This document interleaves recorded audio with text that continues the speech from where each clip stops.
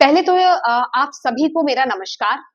मैं प्रियदर्शनी सिंह, प्रदेश प्रवक्ता हरियाणा, और मेरे साथ इस बहुत ही महत्वपूर्ण प्रेस वार्ता में हमारे साथ हैं जिले के महामंत्री अनुराग गर्ग जी।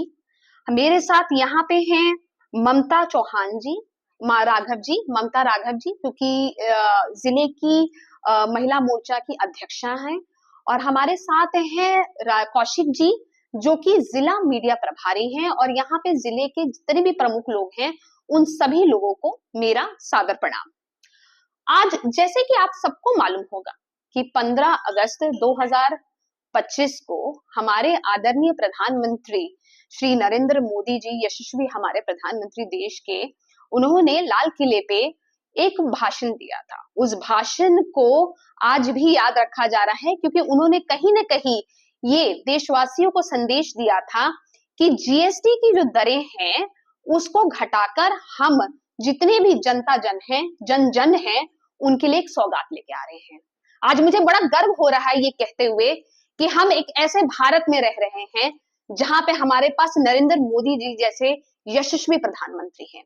आज मुझे गर्व हो रहा है ये बोलते हुए कि आज हमारे पास एक महिला वित्त मंत्री हैं। लोग अक्सर ये कहते हैं कि महिलाएं जो है पता नहीं हिसाब किताब देख सकती हैं, नहीं देख सकती हैं। ये इतिहास में दूसरी बार ऐसा हुआ है, ऐसी स्थिति हुई है जो शायद इतिहास के पन्नों में लिख दिया जाएगा। पहली बार जब 12 लाख की टैक्स रिबेट जब हमें दी गई, और उसके बाद जब जीएसटी घटाकर अब 5% और 18% दो दरों में आ गया है।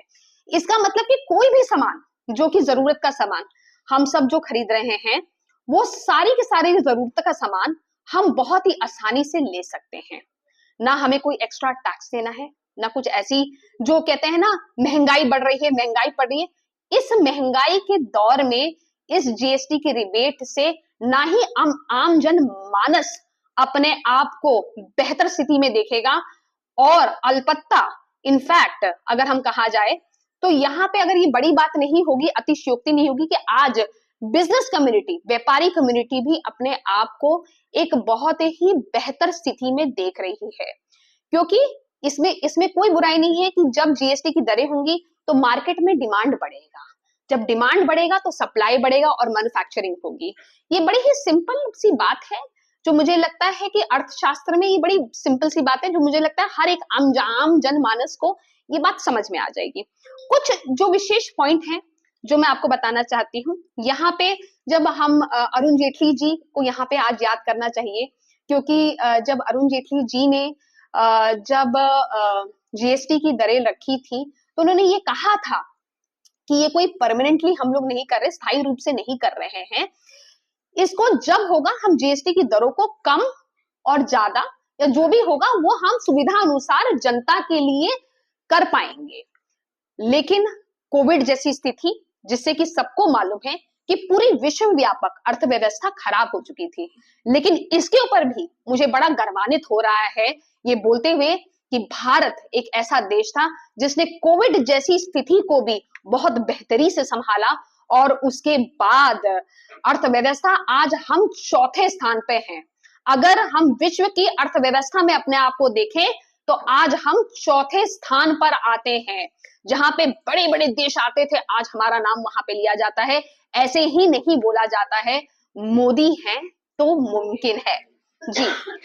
उसके बाद हमारी सरकार का साफ ये लक्ष्य था कि राजस्व का संग्रह ही नहीं सिर्फ बढ़ाना है, हमें जनता के लिए ऐसे काम करने हैं जो कि आसानी से जनता उसे रिलेट कर पाए, उसे जा पाए। आज आप किसी को भी, जब किसी को, मेरे यहाँ पे जितने भी साथी बैठे हैं सब भारतीय जनता पार्टी के कार्यकर्ता हैं, आप पत्रकार हैं। जब भी मैं यहाँ पे यकीन के साथ बोलती हूँ, एक भी कार्यकर्ता अपने आप को जब बोलता है कि मैं भारतीय जनता पार्टी का कार्यकर्ता हूं, तो यकीन मानिए पद प्रतिष्ठा ये सब बात की बातें हैं, अपने आप को गर्व महसूस होता है कि हम भारतीय जनता पार्टी के कार्यकर्ता हैं। तो अब इसमें मैं बताऊं, अक्सर विपक्ष ये आरोप लगाता है कि इन्होंने जीएसटी लगा दी, लूटने का काम किया, ये किया। कांग्रेसी अक्सर ये आरोप लगाते हैं, विपक्ष अक्सर ये हमारे पर आरोप लगाते हैं। मैं आपको बता दूं कि उनके समय में वैट लगता था, सर्विस टैक्स लगता था, टोल टैक्स लगता था, फलाना टैक्स लगता था, सारे टैक्स लगा के 32% तक हम लोग टैक्स देते थे। वो टैक्स जब हमारे बजट पे आता था तो एक महिला के लिए घर चलाना मुश्किल हो जाता था। हम जब माननीय मनमोहन जी की सरकार थी, यूपीए 2 की सरकार थी, तब यकीन मानिए हम 14वें नंबर पे थे विश्व की अर्थव्यवस्था पे। उस समय और भी कुछ बातें हैं जो कि मैं आपको बताना चाहती हूँ। विपक्ष ये भी आरोप लगाता है कि आपने 40% का जो है वो भी लगाने की कोशिश की है कुछ चीजों पे, लग्जरी आइटम्स पे। तो मैं राहुल गांधी जी से सवाल पूछना चाहती हूँ, कांग्रेसियों से सवाल पूछना चाहती हूँ कि क्या आप गुटखा और तंबाकू को आप क्या चाहते हैं, 5% वैट मिले? 5% वैट चाहते हैं आप? कि आप क्या क्या आप ये स्थिति चाहते हैं कि घर बर्बाद हो जाए? अगर 40% वैट हम दे रहे हैं तो हम ये संदेश देने की कोशिश कर रहे हैं कि कृपया धूम्रपान मत करिए, कृपया ऐसी चीजों का सेवन ना करिए। लेकिन जो रोजमर्रा की चीजें हैं, जैसे कि लाइफ इंश्योरेंस, जैसे कि हमारे बच्चों की खान पान की चीजें, महिलाओं के लिए जो चीजें होती है सुविधाजनक, बच्चों के डाइपर, ये सब आज 5% वैट पे, आज 5% जीएसटी पे आज हमें मिल रहा है। और ये अगर किसी ने कर दिखाया है तो वो मोदी सरकार ने कर दिखाया है, भारतीय जनता पार्टी ने कर दिखाया है। उसके बाद 22 सितंबर से लागू होने वाले बदलावों को हम करने वाले हैं, जो आपकी रोजमर्रा की जिंदगी को इफेक्ट करेगा और इसको बेहतर बनाएगा।